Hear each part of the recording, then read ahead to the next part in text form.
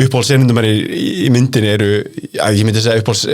besta sen í myndinni að mínum að þetta allan þessi sena milli gagnrýnandans og barnum í lóki, eða svona áður hann fer í þetta miðnætti og labba hana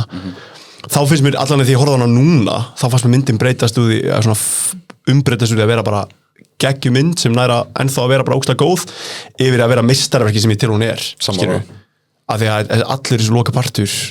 og þegar þú veist það eitthvað við hvað segir hún að þér eitthvað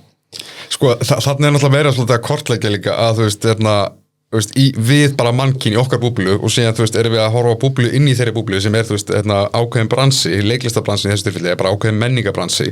og hvað vald í þeim ramma og þú veist og hún hefur alltaf þetta vald yfir sér og bara eitthvað svona og segir bara við hann bara blatant ég ætla að rústa sýningunni bara ég á móti því sem þessi sýning stendur fyrir og hvað þú ert að reyna að gera. Þú ert ekki leikari, þú ert frægur, you're not an actor, you're a celebrity. Já.